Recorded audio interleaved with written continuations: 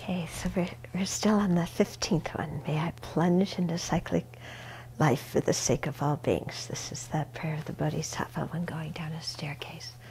So fortunately we have stairs here. In the new monastic residence we have stairs.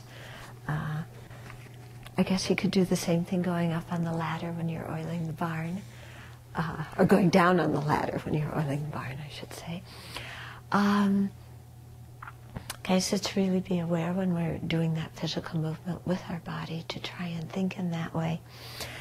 And to be, when it says plunge, you know, plunge implies some kind of eagerness, doesn't it? You know, so it's like I'm really eager to benefit sentient beings.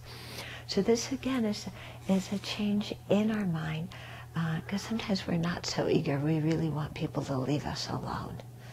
You know, we much prefer just to sit in our room and meditate on compassion for them. But they're really kind of a nuisance and interfere with our meditation sometimes, don't they? Yeah.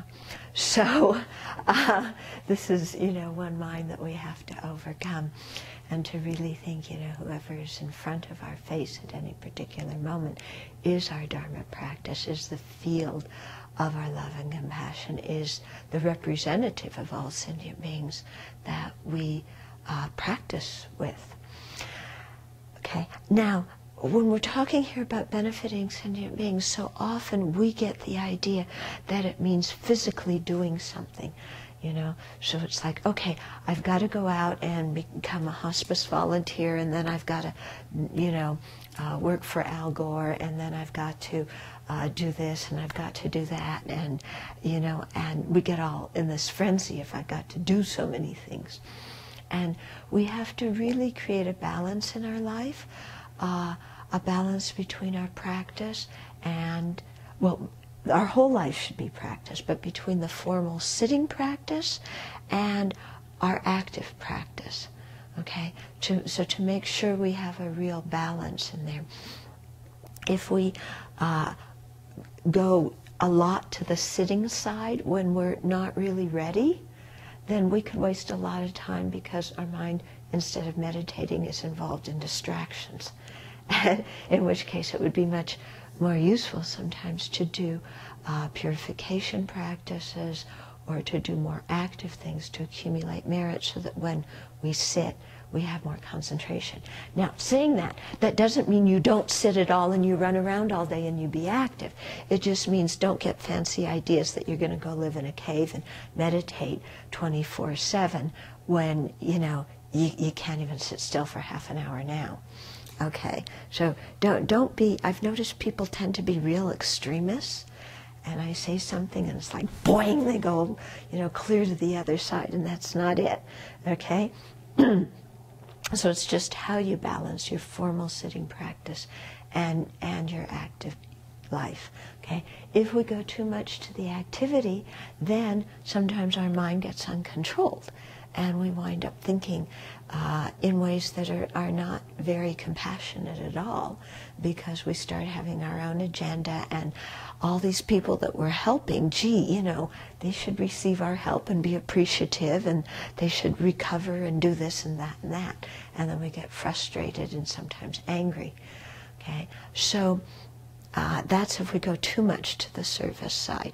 So, okay, so that doesn't mean we don't do any service and all we do is meditate, okay? We're talking about balance here. So to create a balance in our life where we have enough quiet time where we can really look at our mind in a very, very deep way.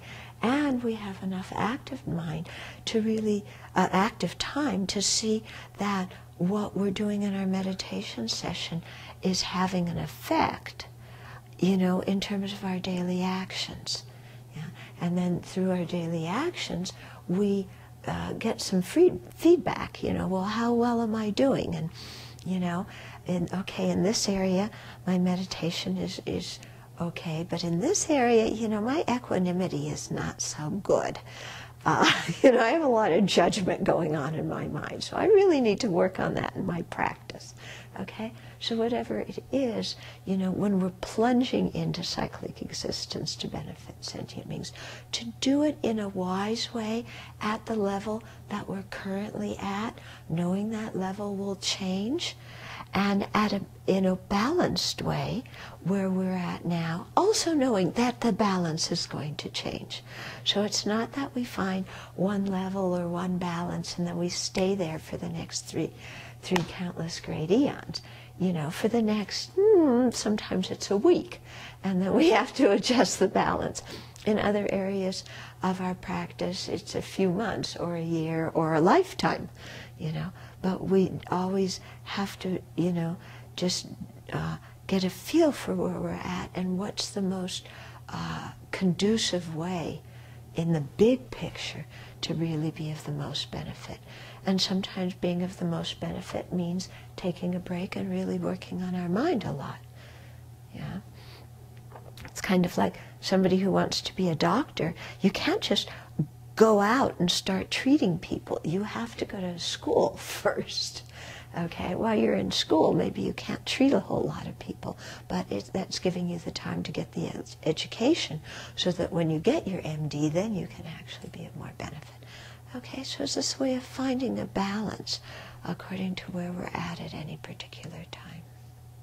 But always with the motivation of how can I benefit all sentient beings, which means including ourselves.